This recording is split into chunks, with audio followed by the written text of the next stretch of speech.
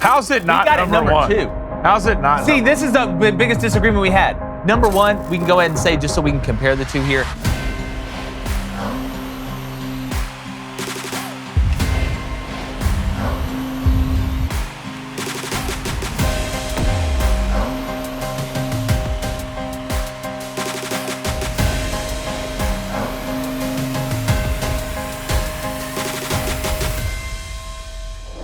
Happy Friday to everybody out there. Thank you for joining us and making Crain & Company one of your daily watches and listens. We really, really appreciate you guys. Make sure you hit that like button, hit that subscribe button. As usual, to my left, former Michigan quarterback David Cohn, and to my right, former Western State Colorado wide receiver Blaine Crain. Got a fantastic show for you today, and it's one where we've talked a lot about the big Week 1 games and broken down some of those matchups. You can find those throughout our YouTube channel.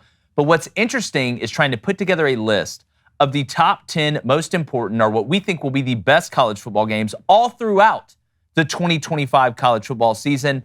And best believe there is a ton of juicy matchups. Even if some teams don't work out, other teams come out of nowhere, there are some fantastic games. So we compiled together. And I will say, boys, I felt like this was one of our easier lists to make as far as agreeing on things. We were able to put it together.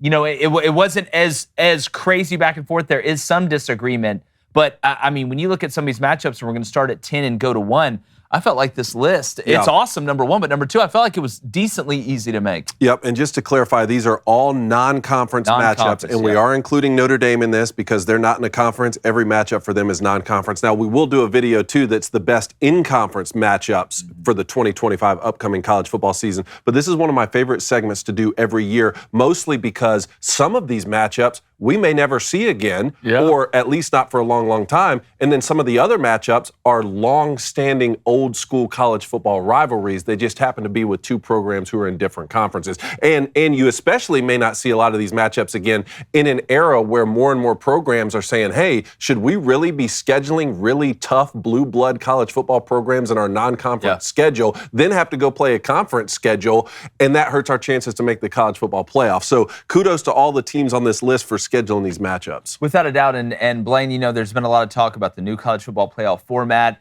You know, what really goes into the mechanism of how we choose the teams so these commissioners and ADs and administrators and schedulers can know the best way to put their team in the best position.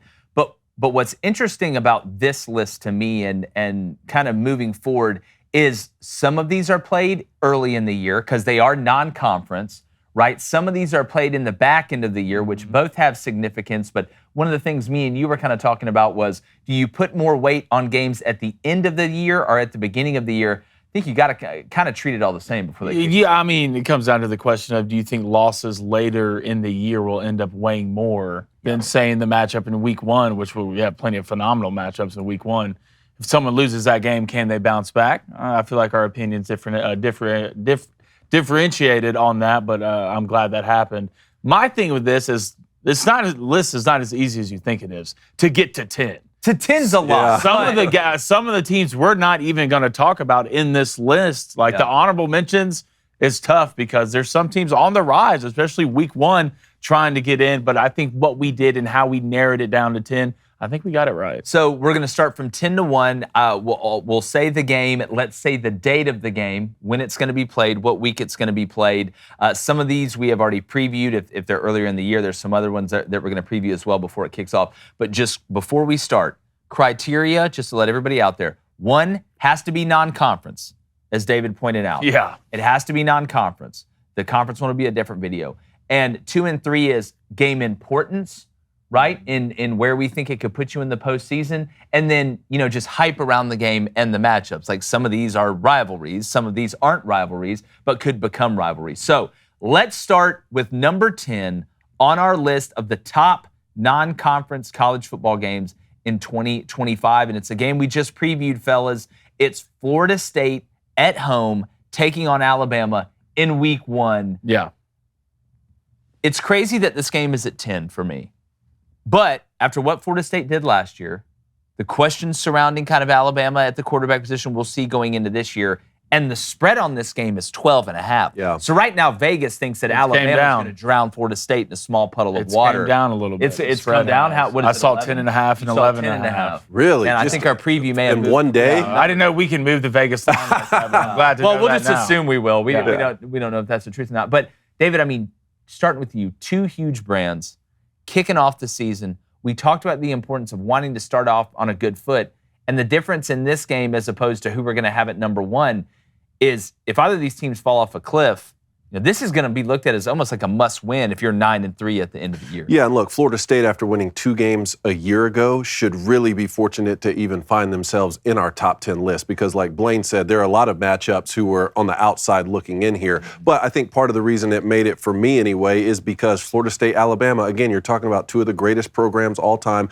People really want to see, hey, what's Kalen DeBoer going to do in year 2 replacing Nick Saban at Alabama, going on the road? This being on a college campus, to me, is more meaningful and more impactful. Yeah, this is going to be in Doak Campbell, not in like Mercedes-Benz Stadium, not to disparage any of those games, but on college campus in Doak Campbell, I think is going to be awesome. And look, I think Mike Norvell at Florida State did all that he can do to try and right the ship. You bring in 2 new coordinators. You're going to have Gus Malzahn calling plays for Thomas Castellanos, the quarterback who comes in from Boston College. There's really nothing more I can say about this football game that wasn't said in our breakdown that we put out earlier this week. So if you're a Florida State or an Alabama fan, or really you just want to get an insight into this matchup, please go watch our YouTube video on this that we broke down earlier in the week. Yeah, I mean, Blaine, not much more to say, but yeah, I know this is one of those games where everything about it that makes it not interesting is interesting to me. Right, Florida State only winning 2 games, which is crazy after what happened to them in the playoffs. Alabama coming back, Kalen DeBoer, not good enough in the first year. These guys aren't going to wait.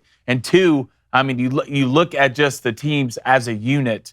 New quarterback for Florida State, Castellanos. New offensive coordinator in Gus Malzahn. New defensive coordinator in Tony White. Ryan Grubb coming over for Alabama. Can they fix a quarterback problem after Jalen Milroe? I know this game only comes in at 10, but both these teams have to have it, and both these fan bases feel like they have to have this first week. Well, and I love the matchup for Bama just quickly. I think this is a perfect litmus test to get them some quality competition early. Say what you want about Florida State. They got some talented athletes running around, but Florida State, their roster's not better than Alabama's. Alabama should win the game, but it's a game where you go win at Florida State if you're Alabama. You don't feel bad after it. You didn't just go murder East Texas A&M State for the blind and deaf or whatever. Like this is FSU. So we got that one at 10.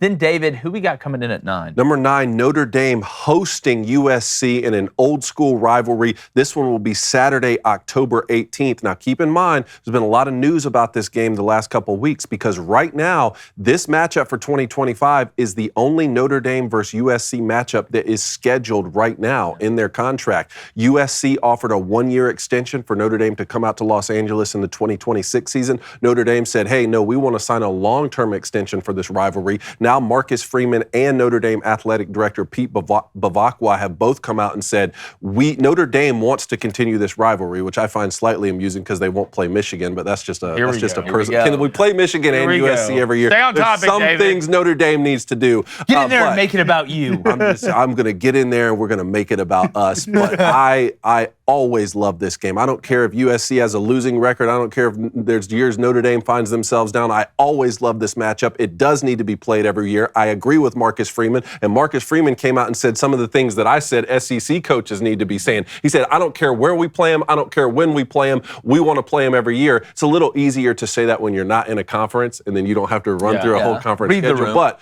look, Notre Dame, they schedule the teams they schedule, and they found themselves in the national championship a year ago. Well, with this one to me, and growing up, I mean, especially in the generation that we did, how awesome this game, was regularly. And with everything changing in college athletics in general, and including college football, we feel like mainly college football. Losing this one, it would hurt. Not that it would ruin the sport or nobody would watch, but it's just another kind of tradition or something that we were used to that is going by the wayside. So at the end of the day, I hope they figure it out. But as far as the game goes, when is this game played? October 18th. October 18th. So it's later in the year.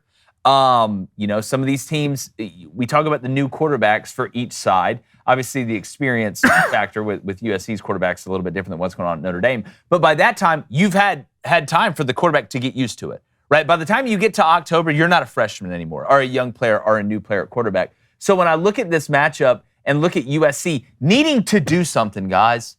I mean, damn it, when's Lincoln Riley needs to do something? When's Lincoln going to do it? Because, and again, he's not a bad head coach. I don't think he's a glorified coordinator as a head coach. He's just not the head coach that we thought he was going to be at a place like USC. But I just, as far as the team development, we know what Notre Dame's going to have on defense. We know USC is going to be talented, even though they lost a lot in the portal. They gained a lot in the portal.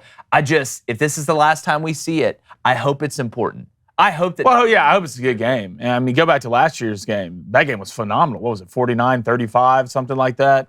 Everybody was scoring. Notre Dame ended up getting a couple pick sixes. As lopsided as it felt lately, the last 3 years, other than Notre Dame winning 48-20, one year USC beat them before that. So this game's always interesting. I just hope it keeps going. If you're going to do it, sign a long deal. Let's grow up. Yeah, I mean, I'm for signing the long deal. All right, Blaine, who we got at 8? We got at 8 Miami versus Florida. Y'all know how this game goes. DJ Lagway. Week 4. September 12th. Carson Beck, Mario Cristobal, Billy Napier in the year he has to have it. What do they say? You have to have it? Yeah. Chin Pokemon, you have to have it.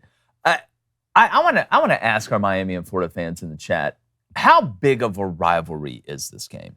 Because obviously we know that Miami, Florida State, huge rivalry. Florida, Florida State, huge rivalry. Hell, Miami, Notre Dame, Catholics versus the convicts. We all know that rivalry. How much hatred is there between Miami and Florida? I'm guessing there's a decent amount, but in the chat, if you're a Miami or a Florida fan, tell us. But guys, I mean, from a recruiting standpoint, it has to be huge. Yeah, I mean, you're literally eating from the same bowl in the state of Florida. Dads teach us how to fix everything, persevere, and to sacrifice for family. So this Father's Day, show Dad he deserves quality with a price even he'd be impressed by. We know that's tough. Gift him Raycon Everyday Earbuds Premium Sound for music, podcasts, and calls at a price even he'll approve. Raycon's Everyday Earbuds are the perfect gift for your dad. Whether he's pumping iron at the gym, handling those endless work calls, or enjoying his favorite tunes that drive your mom nuts. With an impressive 32-hour battery life and multi-point connectivity to pair with 2 devices simultaneously, your pops can finally say goodbye to those tangled wired earbuds that we all hate, especially when you run.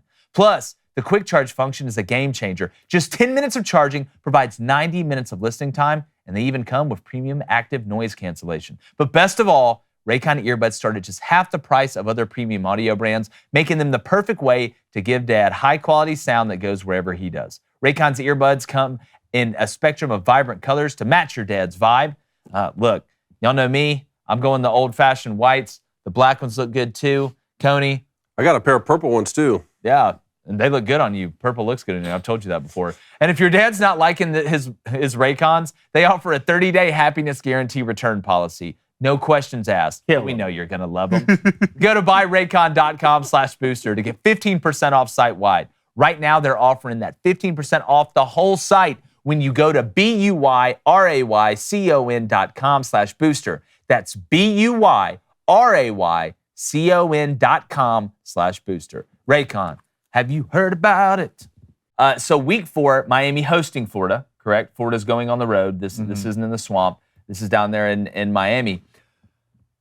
How much do we is it bad for me to say, or do you guys agree that I think Florida will be the better team, but Miami is playing in the ACC, so Miami could be in a more, and I know it's only week 4, championship position than Florida at the end of the year, even if Florida has a great year. If Florida goes 8-4 or 9-3, I think that's a win for Billy Napier, but this could be a we talk about the hump game, that may be the difference in 10-2 and 9-3. Because, guys, Miami, unless I'm mistaken last year, didn't they go 10-2 and didn't get in the playoff? Yeah.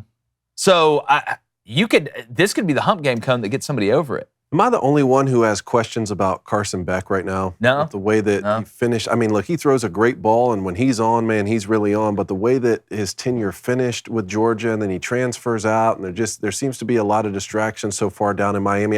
There's a part of me that wonders, could Miami in 2025 be what Florida State was a year ago? Could that be the team? Ooh, that's really bad. I don't mean win 2 games. I just mean underperform more than any of us are expecting is the question I'm asking. Well, after what FSU did last year, nothing would shock me. I think the biggest question about Carson Beck is is he good enough to elevate the whole team to a championship level? Because I know Georgia had some problems in the wide receiver room, right, with stuff off the field, and we've talked about that a little bit. But he was also surrounded by pretty much the best team from an offense and defense and special team standpoint that you possibly could be at Georgia. Now at Miami, they should be pretty good on the offensive line. Mario's an O-line guy. I know they haven't put a ton of guys in the league, but that O-line is typically pretty talented. And I know he's in the ACC, so he can get away with it against some teams. But, guys, Miami went into Florida last year and beat their ass with Cam Ward. Like, don't think Florida's forgotten about that either. Because that started, people were like, Billy Napier may fall off a cliff now after what Cam Ward did to him. I just don't know if Carson Beck is elite enough to elevate his team if his roster is not better than the other roster. I don't know. Well, I think Miami, obviously, from a quarterback standpoint, you're going to regress this year. You have to, after right? Cam Ward just left. But I think Carson Beck is, if anything, an okay player, and you're in the ACC, so he'll somewhat shine. But when we're talking about Miami, I mean, I don't know why we're talking about quarterback or offense. I mean, they couldn't stop a kid in a wheelchair going uphill last year on defense. I mean, they gave up almost like 30 points a game. Miami had to outscore everybody to win 10 games. That's how good they were on offense. So I think Carson Beck will be okay if that. I do agree there's a lot of distractions surrounding him, but Miami's got to fix that defense before they're going to win anything. Got a new DC trying to change the culture there, but they were really, really bad last year. All right, I'm so excited about this next one because I don't think a lot of people, if you look around the college football or sports media world, have this game in their top 10. That is number 7, Colorado versus Georgia Tech. When is this game being played, Blank? We tell the good Week people. 1. Week 1, so August 29th. Yep. To me, this is one of the most fascinating games of the whole year because it's early, and the question, does Colorado, how does the machine operate with no Shadur and no Travis? There's been a changing of the guard. Guys, we haven't seen Prime in the college level without these guys. Now, they've recruited well, right? Colorado has obviously burst onto the national scene, and they're relevant. But we're going to be able to find out very, very quickly the staying power that Prime has, or at least see that machine get stressed as possible without its best weapons to see if he can keep Colorado climbing up this ladder that they're climbing up to try and become a top team and see how they do it in the Big 12. But, guys, Georgia Tech, Coney, I'll start with you. You talk about a team, I mean, what Brent's done up there has been incredible already, and Haynes King's coming back. This one, and it's going to be talked about because it's Prime. Well, we were having a debate on, is Georgia Tech versus Georgia at the end of the year even a more important game, especially the way that Georgia Tech played them last year with the, 7 overtimes? I mean, Haynes King is just, the way that he has transformed himself after transferring from Texas A&M, I'm so proud of what he's been able to do. You want to talk about running quarterback counter, buddy, you're about to see it. You're going to probably see it 25 times. He's got that slow fast. Exactly, and just, a smart football player, a great college football player. The Georgia Tech, I hope that it's a great game like it was last year. That one could end up having more impact on the college football playoff. It really could. But there's just a part of me that thinks, hey, Georgia could still go on and win the SEC, even if they lose to Georgia Tech. That's probably what would have happened a year ago. Whereas Colorado, Georgia Tech at the very beginning of the year, like you're talking about, Colorado not having Shadur Sanders and Travis Hunter, but someone still has to win the Big 12. Right? And someone still has to win the ACC, the respective conferences for these teams, which means the winner of those conferences get in the college football playoff. So just the way the mechanism is set up right now is what makes some of these non-conference games really interesting down the stretch. I 100% agree with you. Blaine, when you look at this matchup right now, and I want to see the line on it, if you don't mind maybe pulling it up. I think there's got to be one out there. You feel like Georgia Tech would have to be the favorite. Now, when it comes to Colorado, we've always talked about the progression for them. Obviously, Shadur was incredibly important at quarterback. The quarterback is incredibly important. Travis Hunter was a two-way player. He was a unicorn in the game. We don't see that a lot at that level, but it was on the line of scrimmage. If Colorado is going to continue this climb that I just referenced, it has got to continue to improve on the line of scrimmage, because that, not only from a starting standpoint, but from a depth standpoint, is what's going to be able to cover up maybe some of the newness in the backfield and at the skill position. But do we have a line out on that already? I'm looking for it as we speak. Yeah, it is 3.5 Georgia Tech. Okay. Over under sitting at 56.5. God, I cannot wait for this matchup. It's going to be the style of this game, because usually Colorado, what are you used to seeing? Flashy plays, long hitting plays, deep balls, reverses, Travis Hunter, Shadur. Then you go against a team like Georgia Tech, 4 yards. Limit possession. 5 yards. We're going to eat the same thing every day, 3 times a day. Haynes King, swing pass, next 14-play drive. Yeah, power read. The flash versus the grinders, man. That's always a matchup I look forward to. All right, Coney, who do we got at 6? Miami taking on Notre Dame, and this is actually a week 1 matchup. So Miami will host Notre Dame in Hard Rock Stadium August 31st. This is the Sunday night primetime game, which 2 ideas here, boys. 1, we need to do a full breakdown preview of just this game alone. Maybe that's a next week thing. And 2, I think this will probably be a live stream for us. On Sunday? That Sunday night primetime matchup, we usually do a Crain and Company live stream of that game, and this one's going to be Notre Dame heading to Miami in an old Catholics versus convicts matchup. I want to let you go first on this one, Blake. Well, now, just as we brought it up, I'm interested in seeing the line as we look for it. Well, it comes down to the same thing. Like, I feel like we know who Notre Dame is a lot more than we know who Miami is.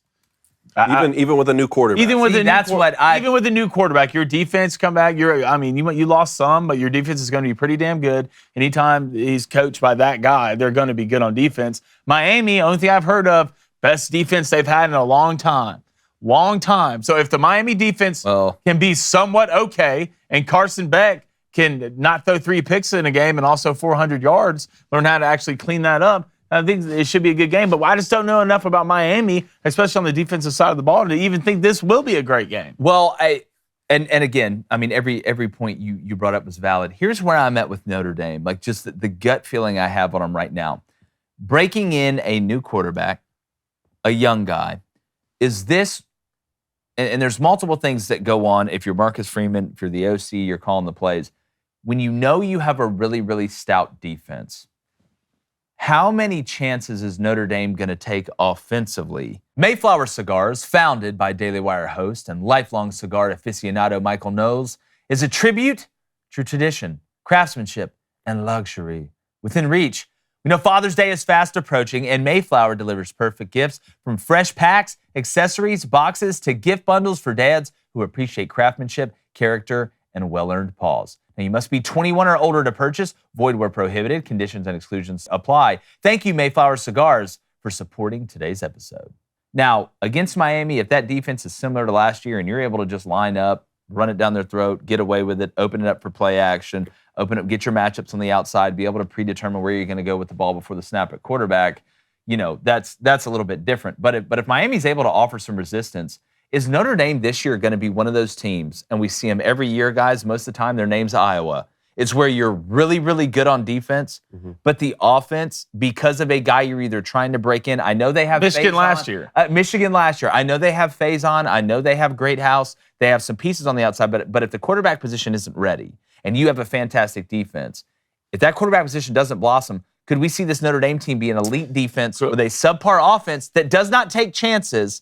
And eventually, we've all seen that. I've been a part of these teams where the defense halfway through the season realizes our offense can't score. Like, we can't score. And it just slowly eats at you, even if your culture is really good. That's my worry for Notre Dame. Right now, I'll say no. I'll say no to that because they still have Jeremiah Love. He's going to be one of the best running backs in the country. The wide receiver room has gotten nothing but better. They kept a couple of the really good pieces and added through the transfer portal a couple guys. And the last 2 years, we've seen Notre Dame go to the portal to get one of the best quarterbacks available, whether it be Sam Hartman or Riley Leonard. So I think that Marcus Freeman would have done that again if he didn't believe in the quarterbacks that are in the room. Now, none of us can believe in him because we hadn't seen him. I don't know C.J. Carr. And look, his grandfather was my coach at Michigan. They let him get away and go down to South Bend.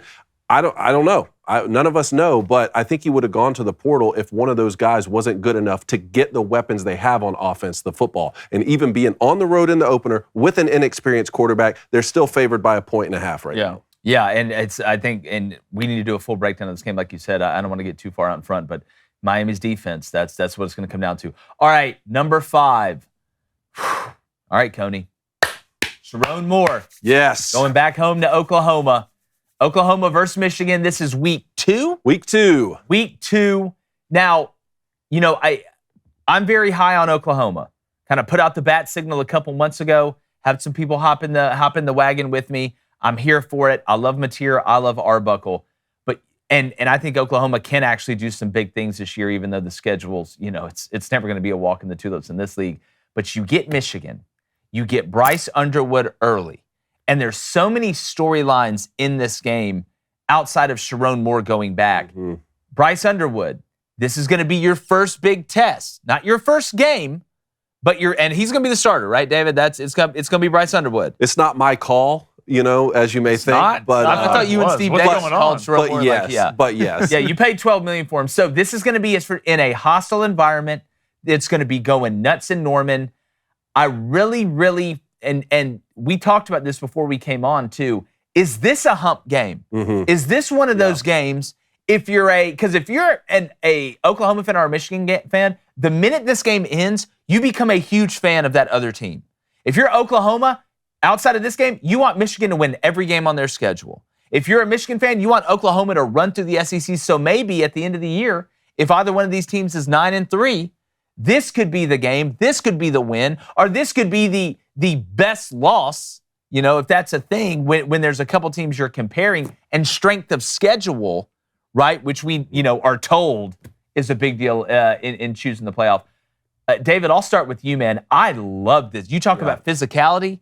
This is going to be an old-fashioned, let's line up and see who can whip each other's ass. And I love that. First of all, Oklahoma playing Michigan would crack the top 10 list any year, even if both these teams were supposed to be down, because that's one of those old-school football matchups that really just gets me excited as just a college football fan, even if I had no affiliation with one of these schools. The reason that it cracks the top 5, at least for me, and you hit on some of these points, obviously, Oklahoma is Sharon Moore's alma mater. This is year 2 for him, replacing Jim Harbaugh. It sounds like he's going to start a true freshman quarterback, and not just a true freshman, the highest-rated recruit in the history of the Michigan football program. And this is week 2, which means even after all these great week 1 games, we get to follow it up with Michigan going on the road to Norman in week 2. And guess what? It's so important that Sharon Moore's suspension is going to start week 3 and 4. Amazing. So they can get this game out of the way. A couple other things. Wink Martindale, the defensive coordinator, coming back from Michigan after you lost so much first-round talent, so much talent off that defense in general.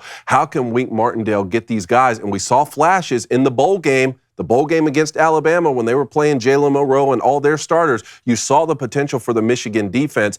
And one thing that I just don't think a lot of people across the country are going to realize just yet is how good Oklahoma is going to be. And I've been trying to convince people that, not just adding Johnny Mateer, the quarterback, who I thought was the most sought-after quarterback in the transfer portal. You got Jade Knott, too, now. But,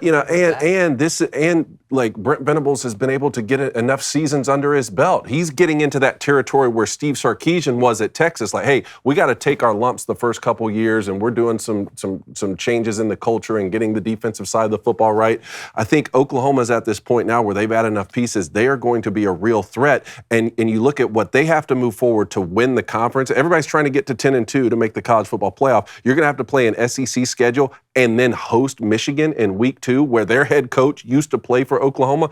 I can't wait for this matchup. And the question to me is, like, how good could Bryce Underwood possibly be as a true freshman coming in? He's already on the cover of the NCAA football game. In week 2, it's going to be most likely your second start. How good can you be to come in and just do your job and get a victory on the road when you really need it? Well, Blaine, to me, if you're a Michigan fan and you're Bryce Underwood, like, this is it's going to be a very tough game, a very tough environment, but you need this. And having it week 2, after you played, who is it, New Mexico State, New Mexico week 1, either one of those, and again, all respect to those programs and those coaching staffs, but you should be able to line up and run New Mexico, run some peanut butter and jelly, get Bryce comfortable, get him used to going through the games. But at some point, Bryce is going to have to play in a big-ass game on the road. And going to Oklahoma in week 2, where it's still early in the year, where you can learn from mistakes that you make, and it doesn't kill your season. If Michigan loses this game, they're not dead by any means, but the growth, the maturity, and the experience of Bryce Underwood, week 2, taking this team on the road in an SEC game, will prepare him for some of these moments later in the year. Because, again, all the stuff, and I know it kind of worked for Michigan, of, hey, let's play, Mary Margaret and the Sisters of the Poor the first 3 or 4 games of the season. All that stuff's nice, but you really don't know until you see it and you watch them in that moment. So I think this is a really good situation for Michigan and Bryce Underwood, regardless of what happens, to at least grow from it and get that experience before it's conference time. Yeah, you really don't know until you get off the bus and the other guys getting off the bus are the same size as you. That's when you really figure it out. But one of the interesting things with me is going to be how much do they trust Bryce through the air in this game? I mean, obviously, he's going to be a true freshman, and you're playing Oklahoma, who is coached by who? Brent Venables on defense. So trust me, he's going to throw 7 different kinds of smoke at Bryce Underwood in this game to get him in trouble. And then you flip it to Oklahoma. I still think Oklahoma needs that big win. That big marquee win. I know they beat Alabama last year, but that was after Vanderbilt beat them. That was after over. Tennessee beat them. Your season's basically over. So it's going to be interesting matchups to me because what Oklahoma brought in, not only from the quarterback standpoint, but new offensive coordinator, Brent Venables, coach defense against a true freshman. How much does Michigan trust them to put it through the air? Because we've seen Michigan offense that will say, hey, we're going to turn around and hand the ball off, and we're going to let our defense tee off on you. So, look, this is one of the most interesting matchups out there, and it could be ranked higher if we really wanted to. Yeah, that gets us to number 4. Guys, there's some questions about the quarterbacks and what they're going to do because they're new in some of these matchups. We got a lot of answers about the quarterbacks here in the number 4 slot, and that is it's a rivalry game. It's in-state. It's South Carolina versus Clemson. We both believe, or all of us believe, and correct me if I'm wrong, that we think both of these teams are going to be very high quality. We're going to see how South Carolina looks on the line of scrimmage. We know a lot about Lenora Sellers. We expect him to take that next step. Cade Klubnik, huge year last year, comes back one of the top quarterback prospects heading in the NFL draft for next year. Another year in the Garrett Riley system there at Clemson. And guys, this is the last game of the season. I mean, this could be one where if you haven't, I know Clemson was going to the ACC championship game last year, right, when they played South Carolina, and we know what happened then. But this could be a game, if you're not in your conference championship, that it's a play-in game. It could almost turn into that, and it is a very intense rivalry. These teams should be really, really good. I mean, Blaine, I'll start with you. Lenora Sellers versus Cade Klubnik. I mean, that's come on, bro. First of all, these teams hate each other. Yeah, no, it's hate. It's hate. These fan bases hate each other. And as great as the Lenore Sellers, Cade Klubnik matchup's going to be later in the season, both could be on the Heisman watch. I'm more interested to see these defenses go at each other. Yeah. Clemson, front 7, absolute problem. You're going to see that early and it's a matchup to have against a great offense against LSU in week 1. South Carolina, you bring back one of the best edge rushers in the game, will be a day 1 pick. How deep are they on defense, though? That's the question. And how good was that offensive line going to be?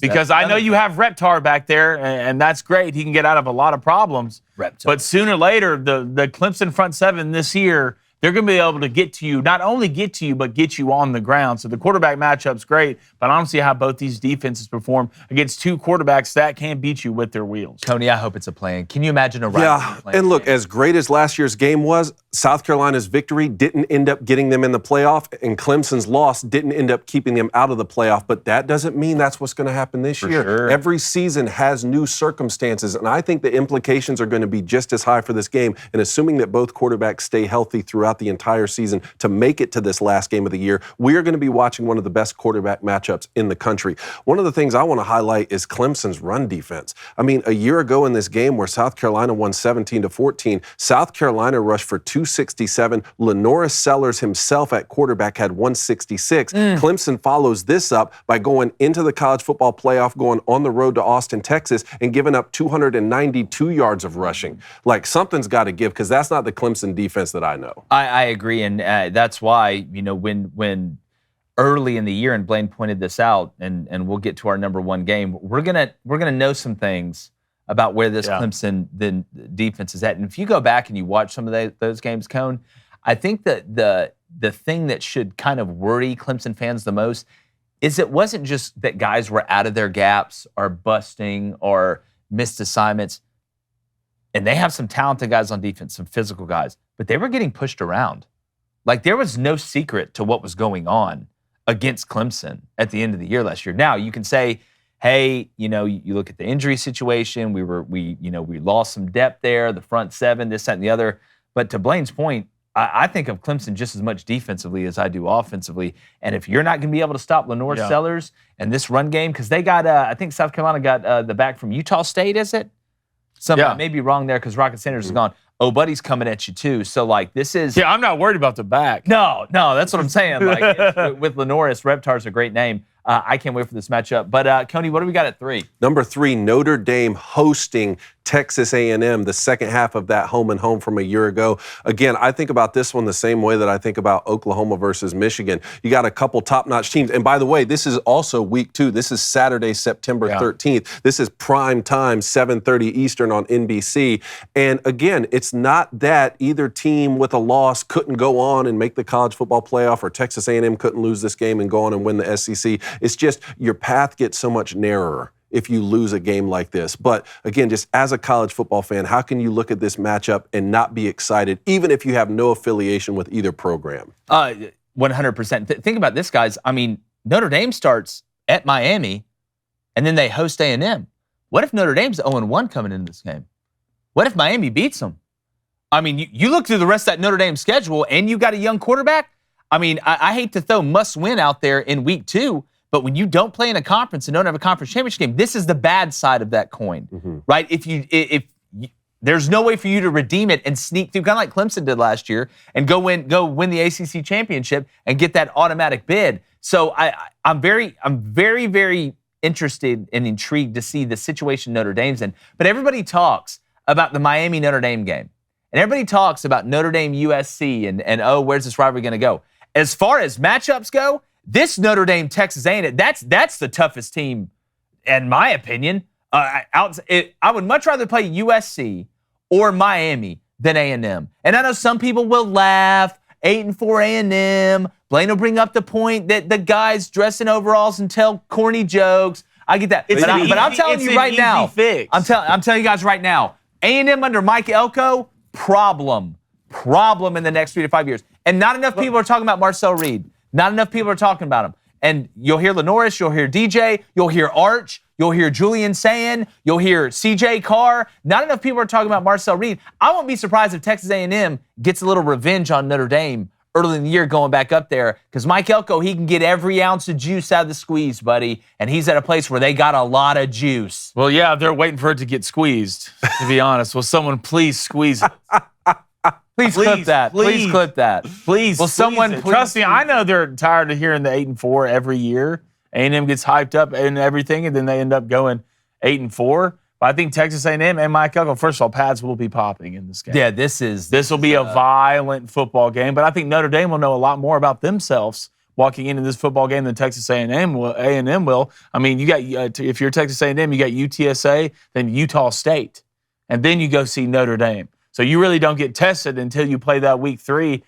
Look, I mean, it's going to be a great football game. Kudos for Notre Dame. Oh, yeah. Actually, yeah, that is a point there, because this is this will be, this is Notre Dame's second game of the season, but they have a bye week in between Miami and A&M. Yeah. So technically, yes, this is a week 3 matchup, but it'll be Notre Dame's second game. Yeah. No, but they got to prove it. You're exactly right, Blaine. You're 100% right. But let's not act like we don't know a lot about what A&M is returning to. True. Like True. This, they're not going out there with a brand new quarterback going against UTSA and then Utah State, and we're like, all right, well, we don't know a ton about this guy. We'll see how it goes. Like, we know about Marcel and what he did last year. The spidey senses are tingling about A&M this year, man. You say that every year. I don't say that every year. I said they would go 9-3 last year. They went 8-4.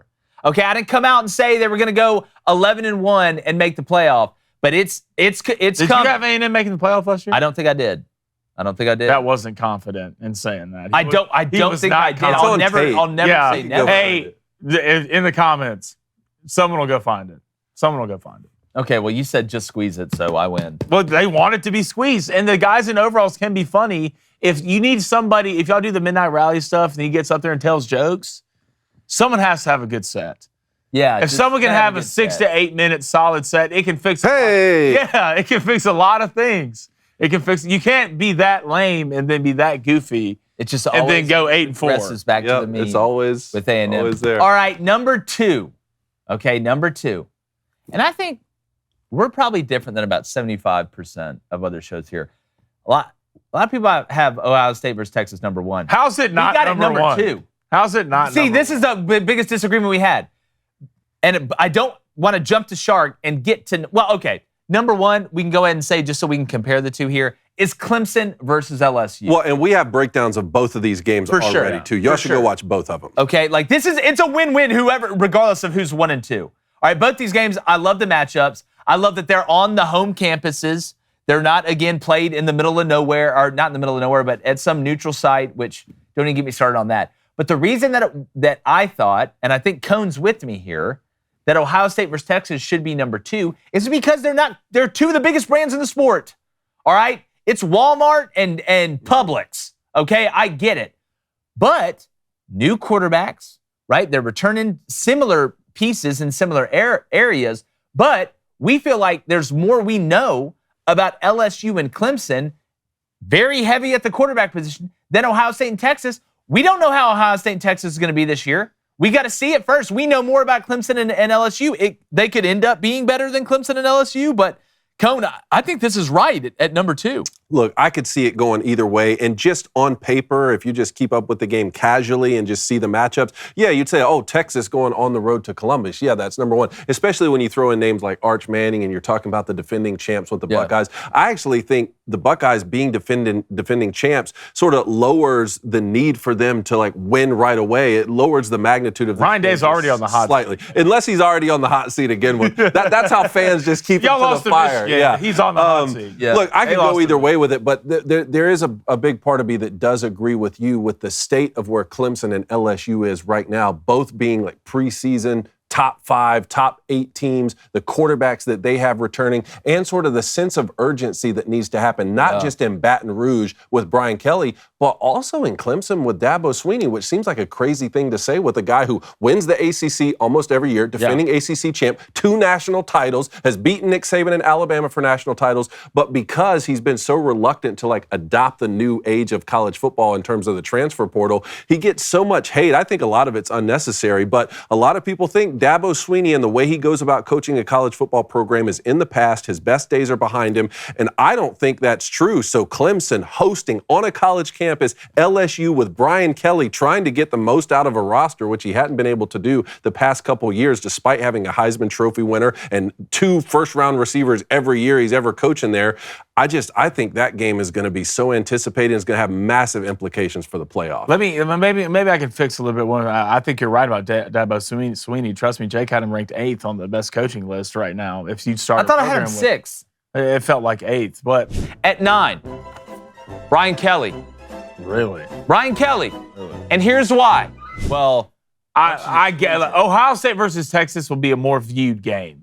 Yeah. Than Clemson versus LSU. Yeah. I mean, we know about a lot of it's because of Arch, too. Like, well, that's what I'm saying. Like, you have Arch Manning. You're bringing in 2 new quarterbacks. Texas, apparently Arch Manning's already the number 1 draft pick. It's like LeBron's kid. They're going to be the 2 best teams. You bring in Julian Sayin. They're going to be phenomenal everywhere. And it's Texas versus Ohio State. Do we know more about Clemson versus LSU? Yeah. I mean, obviously, especially at the quarterback position. But does it not knowing about the quarterback position for Ohio State versus Texas make it a more interesting game? I think if you view it in that prism, there is a way to make that argument. And if it was just off interesting, if we were just ranking it off interesting, I would agree with you. But when I look at the Clemson-LSU game, you bring up the sense of urgency, Cone, and I think you're exactly right. We don't need to tell you about Brian Kelly and LSU and the sense of urgency that's there, especially after what happened when you had Jaden Daniels and the Globonauts on that offense a couple years ago and didn't make the college football playoff, right? So we know Brian Kelly, eventually you got to crack that egg, dog. Like, you got to get there. But when you look at Clemson, too, to Cone's point, and I think Dabo's kind of coming around a little bit, he's starting to get hip. He's starting to get with it a little bit. Yeah. Get over it. 8. Get over it. 8. He's starting to get hip. Baltimore National Championship. But here's the thing, Clemson, and it's a compliment to Dabo, their fans still want the filet mignon. He gave it to them. He let them sippeth from the cuppeth. The holy grail of national championships, right there with Nick Saban, doing it, working it, swiping it, winning it. Now, Clemson's still winning. It's still good, but it's not the filet. Like, you're getting a good ribeye. Last year's a good ribeye. Everybody loves a good ribeye, but they got the filet, and that's what they want. Maybe with a little, maybe Oscar style. I want. Maybe with. Yeah, I'm gonna be honest with you. Bone and ribeyes are better than fillets. would you just let me make my point for the love of God? I know. I'm please? just saying. It's like so the I just think opposite. Clemson and LSU, they both need it more. Texas has been to 2 straight semifinals. Yep. Right? Not that they don't want. I know they want to win it. I get it. But I feel like championship implication-wise, whoo. Nothing's bigger than Arch Manning, Jake. No, Nothing's bigger. it is. Go watch both our previews on those games. Yeah, definitely. We got in-depth previews of those, Florida State and Alabama as well. And we're going to be putting a Miami and Notre Dame one out, as well as giving you our picks, post-spring rankings of the Big Ten, ACC, and the Big 12. We got to do an Oklahoma-Michigan preview, Jake. We got to do every game. Well, that's week 2. That's true. We'll do that week 1. But please make sure you like this video, subscribe. Thank you guys for joining us. Got some great content coming out next week as well with some special guests. Again, in the comments, let us know what you think. Do you like where these rankings are? Where would you make that change? And like the chances of me not being excited about week 1, and I don't believe in week 0, but I'm not going to get into that. We're going. Gone.